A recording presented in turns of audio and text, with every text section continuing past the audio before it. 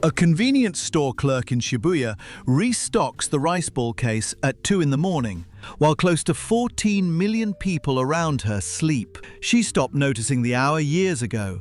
Her body adjusted, more or less, the way tens of thousands of workers across Japan adjust every night. Nurses, truck drivers, factory hands, security guards, the people who keep the country running while it's dark.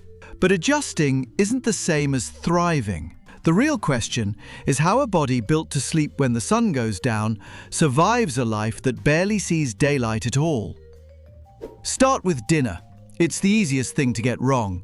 For a night shift worker, dinner might be a rice ball and a can of cold coffee, eaten standing up at 4 in the morning, register humming, fluorescent light doing the job the sun should be doing. Japan has something like 55,000 convenience stores, and a huge share of them never lock their doors, which means somebody has to be behind that counter restocking the fried chicken case at an hour when almost nobody else is buying anything at all.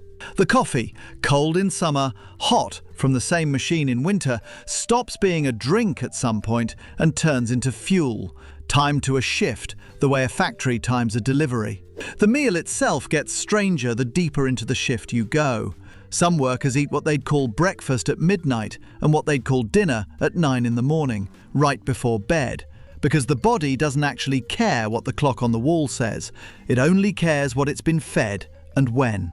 A bento bought at 3 a.m. and eaten in a break room the size of a closet, the smell of instant ramen steam curling up under a bare bulb, becomes its own small ritual, repeated every single working night for years. The sun comes up eventually, right outside that window.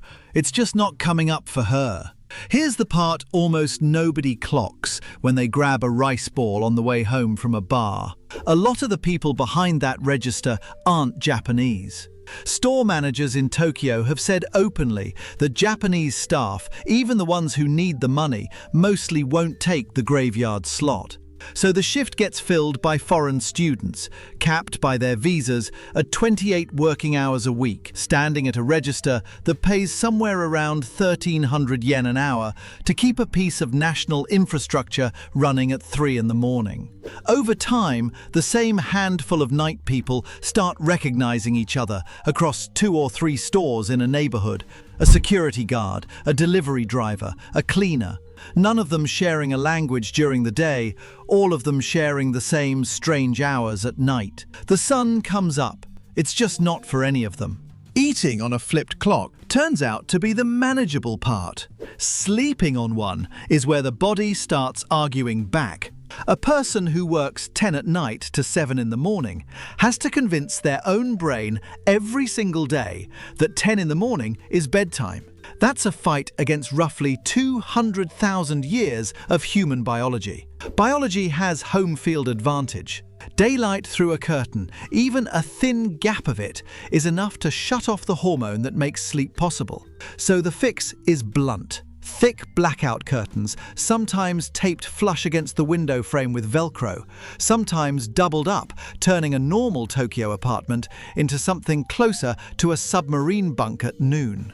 Long-haul drivers on overnight routes lean on a version of the same trick, wrap-around curtains fitted to the cab, sometimes a red bulb swapped in for the dome light, since red wavelengths don't trigger the same wake-up signal that white light does. Factory floors run their own version of the same problem, just louder.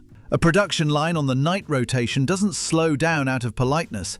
Machines cycle at the same speed at 3 a.m. as they do at 3 p.m., which means the human standing next to one has to match that pace on whatever sleep they manage to grab that afternoon. Break rooms on these shifts tend to have their own small rituals. A specific vending machine everyone favors. A specific 10 minutes treated like sacred ground. On a line like that, an exhausted worker isn't just slower. A hand that stays clear of a press at the wrong second, or doesn't, is the whole margin. Add in paper-thin apartment walls, a neighbor's washing machine spinning at 11 a.m., the garbage truck's little jingle rolling down the street right when a night worker is finally drifting off, and 4 or 5 hours of real sleep starts to look like a good day. Some skip the apartment struggle entirely and grab an hour in a capsule hotel between split shifts instead of commuting home and back just to lie down. It isn't rest so much as a loan against tomorrow, and the interest rate is brutal. Researchers tracking Japanese day workers found something that applies just as hard to night workers. Shorten the gap between the end of one shift and the start of the next, and time in bed drops while sleep debt climbs measurably across a survey of thousands of people. Hospital wards and factory floors running back-to-back rotations know this without needing the study to tell them. A nurse coming off a night rotation with barely enough hours before the next one starts isn't choosing bad sleep, she's being handed it by the schedule itself. When there isn't even time to get home, there's a whole quiet infrastructure built to catch the gap. Manga cafes, the ones lined with private booths and reclining chairs, fill up in the early afternoon with people who technically live 20 minutes away and are simply too short on hours to make the round trip worth it. Capsule hotels do the same job for a slightly higher price and a slightly firmer mattress. A coffin-sized box with a curtain instead of a door, built for exactly this kind of borrowed nap. Neither one advertises itself as shift worker infrastructure. Both of them survive because of shift workers. The smell in those places is always the same. Recycled air, faint hand sanitizer, someone else's shampoo drifting in from the shower down the hall, and after enough nights, it stops registering as strange and starts registering as simply what sleep smells like. And the body keeps a ledger longer than any single bad week of sleep. Researchers following more than 45,000 working men and women for over a decade found that men who spent their careers on rotating night shifts developed esophageal cancer at roughly 2.5 times the rate of men who never worked nights.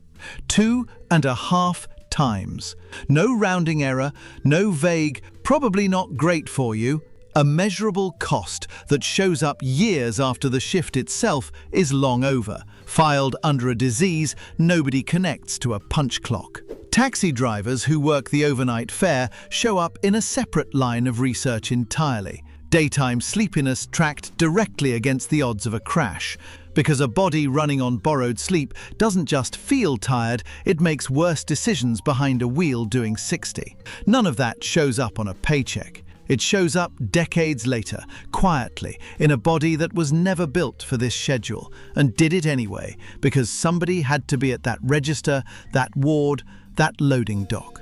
The part that's harder to put a number on is what the hours cost outside of work. A wedding happens on a Saturday afternoon, a kid's recital happens after school, a birthday dinner happens, obviously, at dinner time.